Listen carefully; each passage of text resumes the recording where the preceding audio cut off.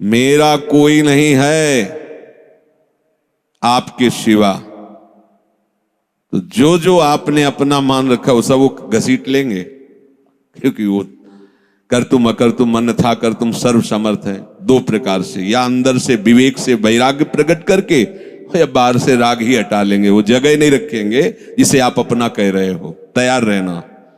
और यदि वास्तविक हृदय से ऐसी बात आ जाए तो उसी समय वो महात्मा हो गया। उसी समय करो सद्य, सद्य माने तत्काल, क्षिप्रम भवति धर्मात्मा, उसी समय बहुत जल्दी वो महात्मा बन जाता है। कितना सुंदर सिद्धांत है। रहो न कबहू कतहू कछु मेरो अपनो काम। अब अपने लिए कोई कार्य नहीं रह गया है। अपने लिए कितना कार्य था कि संसार में कोई हमारा न रह जाए। लोग रोते हैं इस बात का कि हमें संसार में कोई प्यार नहीं करता, कोई अपना नहीं। तो यही तो सिद्धि है। आओ इधर, हमारे मार्ग में ये लाभ है कि कोई हमें प्यार न करे। भर्तृहरि जी ने भगवान शंकर जब प्रसन्न हुए, प्रकट हुए, तो वरदान मांगा कि कभी कोई सम्मान से मुझे एक टुकड़ा भी न दे, क्योंकि ये सम्मान, ये प्यार प्रभु से विमुख कर देता है। देखो हम जी तुम्हारे बिना जी नहीं सकते, तुम चले गए तो मेरा क्या होगा। अब वो उसकी बात में ही समझो तुम्हें कितना प्यार कर रहा है। वो क्या कह रहा है? तुम चले गए तो मेरा क्या होगा। ये प्यार है। क्या सोच रहा है वो? मेरा क्या होगा। बस पकड़ लो, कोई तुम्हारा नहीं। कोई तुम्हें जो बहुत प्यार करता हो उसकी बात सुनना, उसमें आप अगर विवेक जागृत है तो उसमें गंध मिलेगी केवल स्वार्थ की, केवल स्वार्थ की। कहीं किसी कोने में तुम्हें प्यार नहीं मिलेगा। पूरी प्यार की जो स्वांग भरी वृत्ति है उसमें केवल स्वार्थ नृत्य कर रहा होगा, केवल वासना नृत्य कर रही होगी, केवल कामना का तांडव होगा। बस विवेक से देखना। अगर विवेक नहीं तो सब फंसे हुए तो उसी में है। प्रभु कह रहे हैं कि जब साधक भगवद आश्रय नहीं लेता तो कहीं ना कहीं उसके हृदय में भोक्ता करता भाव बना रहता है, यह अहंकार के कारण। फिर वो विषयों का चिंतन करता है। बहुत ध्यान देने योग्य बात है। विषयों का भोग तो बाद की बात है। हमारी दुर्गति का प्रधान कारण विषय चिंतन है। इसीलिए भगवान ने कहा है कि जो मेरा चिंतन करता है निरंतर, उसके लिए मैं सुलभ हो जाता हूं। अनन्य चेता सततम यो माम स्मरति नित्य साहा तस्याहम सुलभा पार्थ। मैं उसके लिए सुलभ हो जाता हूं। अब यहां ध्यान देना है कि विषय क्रिया नहीं हुई, लेकिन केवल चिंतन आपके हृदय को बर्बाद कर देगा। इसलिए कहा गया कि एक क्षण भी भगवत चिंतन छूटा तो हानि हो गई। ऐसे संस्कार गलत अंदर डाल देगा, वो जलाते रहेंगे। मन जो है ना, ऐसी स्थिति पैदा कर देगा कि ये ज्ञान विज्ञान आपकी समझ में ही नहीं आएगा। ध्यायतु विषयान पुंसः। प्रभु का आश्रय ना लेने के कारण, प्रभु के परायण ना होने के कारण, निरंतर भगवत चिंतन ना होने के कारण जो अंतर होता है वो विषय चिंतन होता है। ध्यान देना। दीर्घकाल निरंतर सत्कार सेवितो दृढ़ भूमि। जब दीर्घकाल तक निरंतर भगवत चिंतन का अभ्यास किया जाता है तो दृढ़ भूमि वो इतना पक्का हो जाता है कि फिर आप छोड़ना भी चाहो तो नहीं छोड़ सकते। जैसे विषयी पुरुष भले कहीं भागवतिक स्थान में भी बैठा हो पर वो अपना ही दृश्य देखेगा, अपना ही चिंतन करेगा। ऐसे भागवतिक पुरुष भले ही वो विषय प्रपंच में बैठा हो लेकिन वो अपना ही दृश्य देखेगा, अपना ही चिंतन करेगा। तो जो भगवत परायण नहीं होते, प्रभु का निरंतर चिंतन नहीं करते, उनका विषय चिंतन ही होता है। वो विषय चिंतन ही करता है ऐसा नहीं कह रहे। स्वाभाविक होता है विषय चिंतन उससे, क्योंकि भगवत परायण नहीं है, निरंतर भगवत भजन का अभ्यास नहीं किया तो होगा क्या? विषयों को भोगता रहा है। उसी कर्तृत्व भोक्तत्व भाव का चिंतन होता रहता है। ये बहुत खतरनाक स्थिति, प्रायः इसी स्थिति में पूरा संसार है। बैठे बैठे बस वही चल रहा है, ये किया वो करूंगा, ऐसा बना लिया वैसा बना लूंगा, अब इतना ऐसा हो जाए फिर वैसा हो, और ये सब का सोचते सोचते काल आ गया, मृत्यु, शरीर छूटा। अब जो सोच रहा था, जो सोचा उसके परिणाम से दूसरी योनि मिली। बस यही चक्र चल रहा है। जब ये प्रभु का चिंतन करता है तो संसार का चिंतन जो स्वाभाविक होता रहता था अब हो तो रहा है। देखो ना, जैसे हम नाम जप करते हैं, भगवत चिंतन की चेष्टा करते हैं तो बड़ी जोर से गंदगी आती है। ये सबका अनुभव है जो भजन करते हैं, बड़ी जोर से, जैसे कि दरिया में उफान आ गया हो, एक से एक गंदी से गंदी, मतलब जो आपको भी लगेगा कि यार ऐसी बात कैसे हो सकती है, बिल्कुल घृणित। वो आराध्य देव पर घृणित भाव, वो अपने गुरुदेव पर घृणित भाव, वो कुछ भी डरना नहीं, समझना। ये आपके हृदय, तो आपको लगेगा कि कितना नीच हूं, कितना गंदा हूं, क्या क्या सोच रहा हूं, कैसे, मतलब कुछ नहीं, समझना। बिल्कुल तटस्थ भूमिका होनी चाहिए। मैं थोड़ी सोच रहा हूं ये सब गंदी नाली के कीड़े की तरह मन इंद्रिया भोगों में रहे, अभी गंदगी फेंक रहे, बिल्कुल तटस्थ। अरे मैं प्रियाजू के लिए क्या सोच रहा हूं, मैं लालजू के लिए क्या सोच रहा हूं, और मैं गुरुदेव के लिए क्या बिल्कुल नहीं।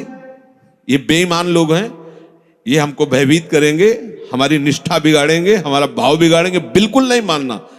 ये हम बहुत खूब अनुभूत सोची समझी बात कह रहे, खूब साधकों से मिली हुई बात। ये अपने आराध्य देव पर ही गलत भाव कर लेगा, ये अपने गुरुदेव पर भी गलत भाव कर लेगा। आपको डरना नहीं है, ये किसी भी तरह से आपको हटाना चाहता है। जहां आप भगवत चिंतन में लगे, अब भगवत चिंतन आपके हृदय में आए हुए या बसे हुए या पुराने संस्कार सब मिटाएगा।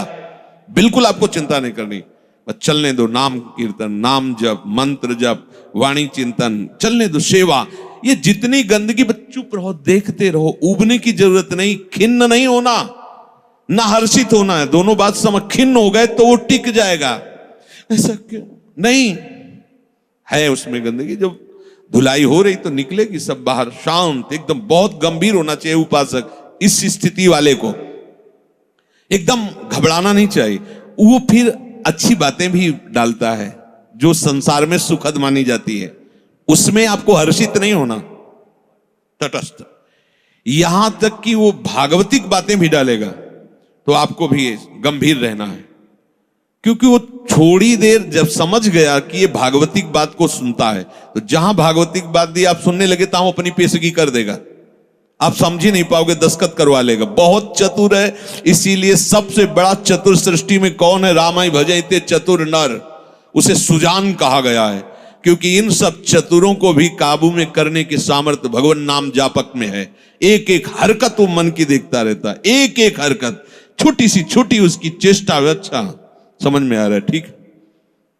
कुछ नहीं, कोई नहीं बिगाड़ सकता, बस आप झुकना नहीं इस पे। बाहर की बात नहीं कह रहे, यहां की बात। आप उदास मत होना, आप निराश मत होना, और आप इनके आगे झुकना नहीं, इन दुष्टों के समुदाय के आगे। एक से एक पेशगी देंगे, आपको निराश करने की चेष्टा करेंगे, आपको ऐसा कर देंगे कि लगेगा भी इस भोग के बिना तो हम जी नहीं सकते, अब ये भोग भोग ले, फिर भगवान मिले या ना मिले। झुकना मत इनके आगे। ये दुष्ट प्रवृत्तियां आपको रौंदने की चेष्टा कर, और आप तभी नहीं झुकेंगे जब मत परायणा भगवदास। अगर भगवदास तरेरी तो बातें बोलते रहो, कुछ चले होने वाला, वो अपने आप वहीं आपको आकर्षित कर लेंगे। तो जो भगवद आश्रय छोड़ चुका है और संसार का आश्रय लिए है, तो चाहे जितनी चतुराई करे, संसार का ही चिंतन होगा। और संसार का चिंतन है विषयों का चिंतन, और विषयों का चिंतन है दुर्गति। स्पष्ट समझ लीजिए, क्योंकि विषय चिंतन में राग, प्रियता आसक्ति पैदा होती है। जैसे विषय चिंतन होता है तो उस विषय चिंतन के प्रति राग होता है, प्रियता होती है। अगर ये वस्तु मिल जाती आज खाने को, ये भोगने को, ये देखने को, ये सुनने को, मजा आ जाता, आनंद आ जाता। ऐसा राग, प्रियता और आसक्ति और विषय सेवन की ललक अब रहा नहीं जा रहा। ये कब शुरू हुआ? विषय चिंतन से। ध्यान रखना, ध्यायतो विषयान पुंसः संगस्तेषुपजायते। विषयों का ध्यान करने से, चिंतन करने से विषय संग अर्थात आसक्ति उसके हृदय में प्रकट होती है।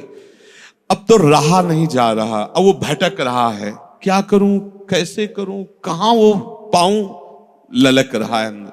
बड़ी दुर्गति की ये स्थिति होती है। प्रायः हर साधक इस आग से जल करके आगे निकलता है। आग बुझाने की चेष्टा मत करना। इसमें अगर आपने थोड़ी भी बैलेंस बनाने की कोशिश की तो मार्ग छूट जाएगा। इस आग से ही निकलना है, पक्का तय करो। आग को बुझा करके निकलना है, कभी नहीं, निकल ही नहीं सकते। और जब आप इस आग में कूदोगे तो ये आग जलाएगी नहीं, चंदन हो जाएगी। बाहर से तुम्हें लपटें दिखाई देंगी और जब अंदर प्रवेश करोगे कि हे प्रभु आपके लिए मैं जलूंगा, तो कहीं भी धुआं भी प्रवेश नहीं हुआ विभीषण के घर में। पूरी लंका राख हो गई, एक विभीषण कर गृह नाय। पूरा संसार जल रहा है, कामाग्नि, क्रोधाग्नि, लोभ, लेकिन भक्तों के हृदय में उसका धुआं भी प्रवेश नहीं करता, क्योंकि वहां भगवान का आश्रय है। विषयों का सेवन शरीर से भी ज्यादा घातक है मानसिक सेवन।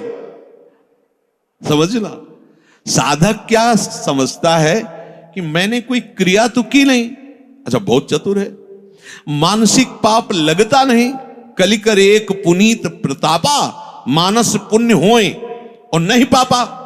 ओ बैठे बैठे बस, गलत बात समझिए। शारीरिक सेवन से ज्यादा गंदगी पैदा होती मानसिक चिंतन से। शारीरिक सेवन से उतना सुखासक्ति नहीं पैदा होती जितनी मानसिक चिंतन से। देखना खुद, जब ये मन आपको किसी भोग के लिए आकर्षित कर रहा हो तब देखना कैसा वो सुख देता है, और जब आप उसी भोग को भोग रहे होंगे तब देखना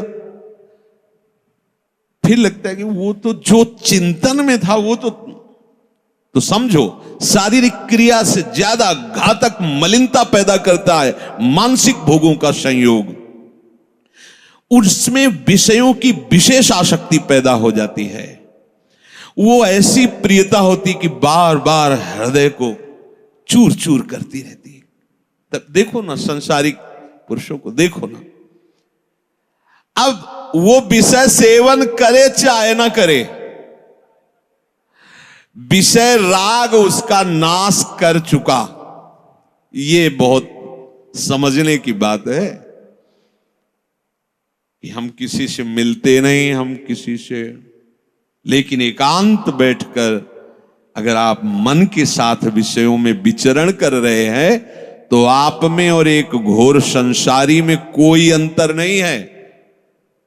संसारी को तो एक दैन्यता भी रहती कि मैं बड़ा नीच हूं, कामी हूं, और अपने अंदर एक अहंकार रहता कि मैं बैरागी हूं, मैं महात्मा हूं। समझते रहे ना, शरीर से क्रिया नहीं हुई पर मानसिक आप उसका संयोग सुख चिंतन के द्वारा, तो आप बहुत मलिन हो रहे हैं, आप अपना बहुत बुरी तरह से पतन कर रहे हैं। ये भगवत वाणी है। तो होता है ना स्वाभाविक, उसमें हम क्या कर सकते हैं? उसमें नाम जप कर सकते हैं आप, वही तो डिलीट करेगा, चतुराई नहीं।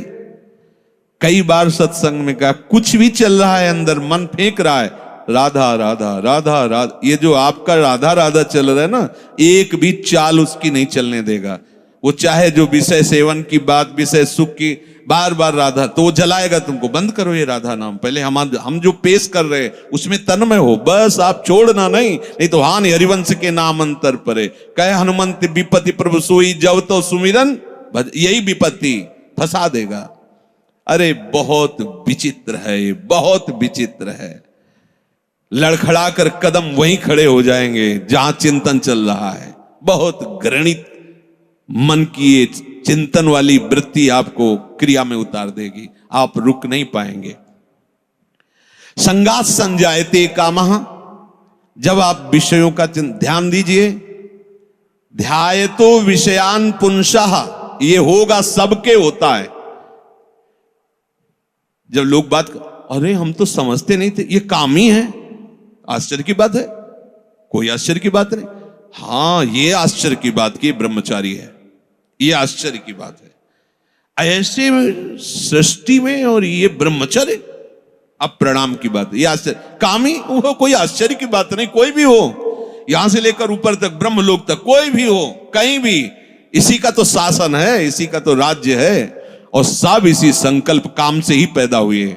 कोई अगर ये कहे कि सब व्यर्थ की बात है, अगर कोई बचा है तो लाडली लाल के चरणों की ठसक में जो बैठा हुआ उनके चिंतन में है। अब कहीं गुंजाइश ही नहीं कोई। और अगर वो भी थोड़ी देर के लिए भी विषय चिंतन करेगा तो थोड़ी देर के लिए रौंदा जाएगा, ध्यान रखना। इसीलिए है दीर्घकाल निरंतर सत्कार सेवितो, दीर्घ काल तक आदर पूर्वक निरंतर भजन परायण रहो। जगह ही नहीं रहेगी, सब डिलीट, सब खत्म हो गया। आप देखना, नाच पड़ोगे। जैसे जैसे आपकी निष्कामता बढ़ती जाएगी वैसे वैसे मतवालापन, ऐसा जैसे कोई मदिरा पिए हो और झूमता हुआ चल रहा है, उसको कुछ नजर नहीं आ रहा। ऐसे ही नाम की मादकता जब चढ़ती है, मस्त हो जाओगे। ये बड़े बड़े महात्माओं ने पिया है, इस नाम का रसाशोपान किया है, रूप रसाशोपान किया है। जैसी थरिवंश निकट दासी जन लोचन चसक रसासो घटकत। जब आपका विषय चिंतन चल रहा है, यदि नाम नहीं चल रहा तो खतरे में अपने को डाल रहे हो, और नाम चल रहा है तो तुम्हें परेशान होने की जरूरत नहीं, कुछ नहीं कर पाएगा, कुछ नहीं। ये बहुत बड़ा पहरेदार है, आपको गिरने नहीं देगा, उनकी एक भी संस्कार वृत्ति आपके हृदय में बनने नहीं देगा। अपने पास बहुत बड़ा पावर है नाम। इसीलिए तो जो इस रहस्य को समझ जाते हो बलिहारी होते हैं संतों की, गुरुदेव की, कि आपकी कृपा से वो चीज मिली। पायो जी पायो मैंने राम रतन धन पायो। ये नाम ऐसा महामहिम, भगवान को अधीन कर ले, मन की क्या बात है, मन अधीन हो, ये क्या बात है। भगवान को अधे सुमिर पवन सुत पावन नामू, अपने बस करी राखे रामू। जब भगवान को अधीन कर लेता है तो ये तो मन की तो बात जाने दो, इंद्रियों की बात जान। पर आप क्या करते हैं, जब विषय चिंतन कर रहे होते हैं तब आप नाम को छोड़ देते हैं।